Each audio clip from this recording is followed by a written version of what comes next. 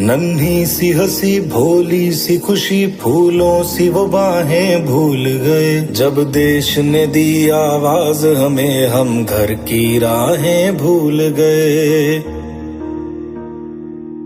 हम सोए नहीं कई रातों से जाने वतन सा चांद बुझे।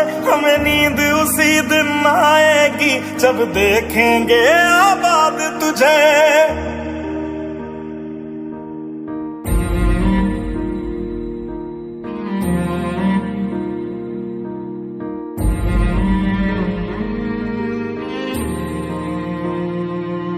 तेरी मिट्टी में मिल जावा गुल बन के मैं खिल जावा। इतनी सी है दिल की आरज़ू।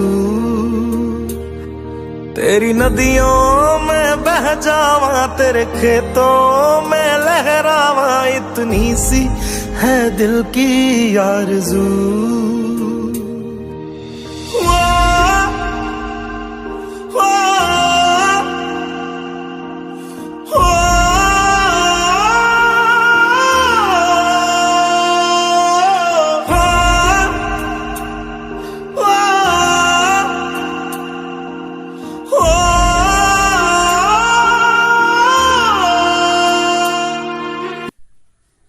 Good morning, children. Today, July 1st, Doctors' Day. Let's all salute the doctors all over the world for their service in this pandemic situation. Verses from the book of Sirach, chapter 38, verse 1. Honor physicians for their services, for the Lord created them. For their gift of healing comes from the Most High, and they are rewarded by the King. God's presence amongst us is felt only through the hands of doctors. Here, we have Dr. Nirmala Ma'am, pediatrician of Ebenezer Hospital, Kayamkulam, with us to talk about how to protect our children from the third wave of coronavirus. Let's listen.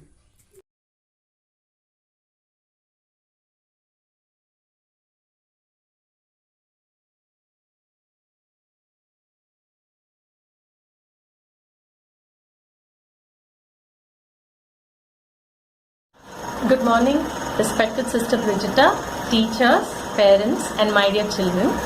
Today being Doctor's Day, I am Dr. Nirmala from Ebenezer Hospital, Kayamkulam. I work as a pediatrician there.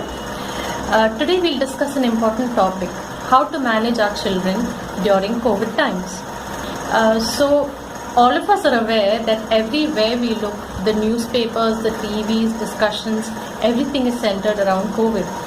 And everybody is scared about the third wave, which is going to affect the children. I would like to share a couple of facts.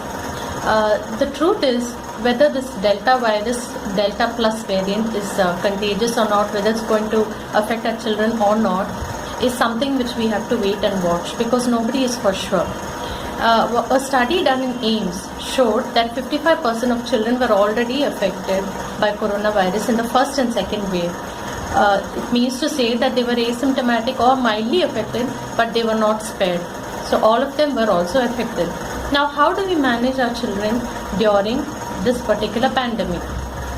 So the first most important thing is to teach our children three important techniques, SMS. One is safe distancing, safe social distancing, using mask regularly and sanitization.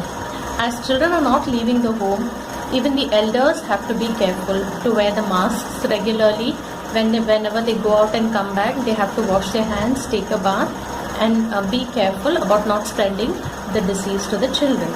And when children have a mild fever, they should be given only paracetamol and adequate water and fluids.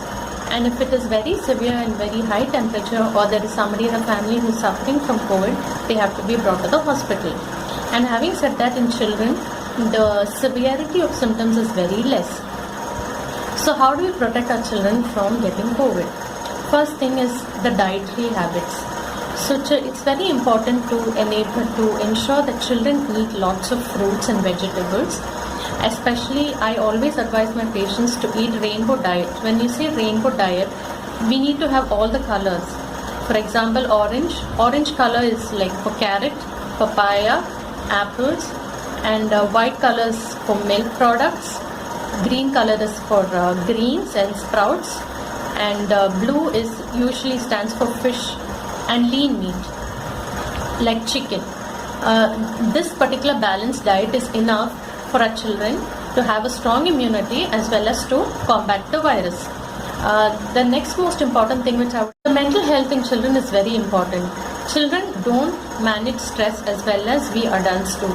So when there is so much of news going around about COVID, about deaths, about new fungus, children are affected mentally. So it's very important that we ensure that children don't watch too much news or anything bad, or watch too much TV or mobile.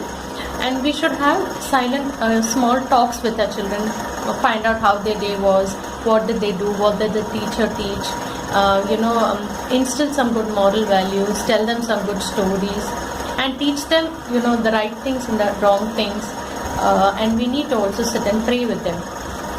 The second thing I want to focus upon is the physical activity. The physical activity, what I'm finding in today's children who are coming to me, is that they are all sitting in front of the TV and eating all the time. So there is an increased rate of obesity. Children need to be physically active. They need to monitor how much of fatty foods and outside foods that they're eating. Fried items, bakery items should be avoided, and children should be encouraged to get up at 7 o'clock in the morning, go for early morning walks or jogging, or do a little bit of gardening, and their creativity should be enhanced, like learning some music, doing some drawing, or speeches, or other talents that they have should be encouraged. If we follow these few tips, I'm sure we will get over this third wave in no time. Thank you for your time. God bless. Stay safe. Good morning, respected teachers and all my friends. Today, I would like to deliver a short speech on Doctors' Day. National Doctors' Day is celebrated every year on July 1 globally to honor and acknowledge their invaluable work. On this day, we thank them for their dedicated service. In India, this day also marks the birth and death anniversary of great physician and former Chief Minister of West Bengal, Dr. Bidhan Chandra Roy.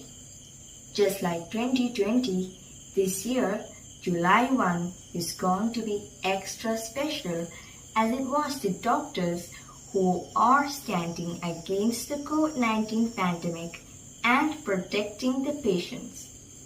The difficult times amid COVID-19 have once again reminded us about the contributions and sacrifices made by doctors and the healthcare staff around the globe daily. In honor of this noble profession, Doctors' Day is celebrated on different dates across the world. I wish Happy Doctors' Day to all.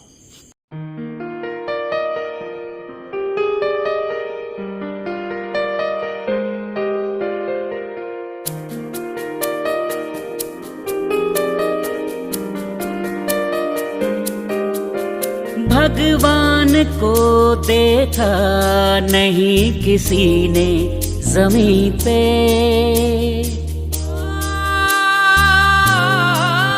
पर उसके ही कई रूप देखे हैं यहीं पे।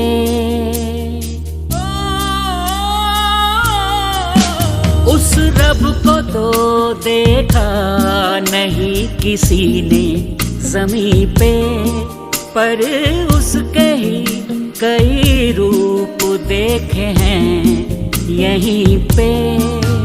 जो सबकी सेवा करते और फिर भी वो न थकते, देश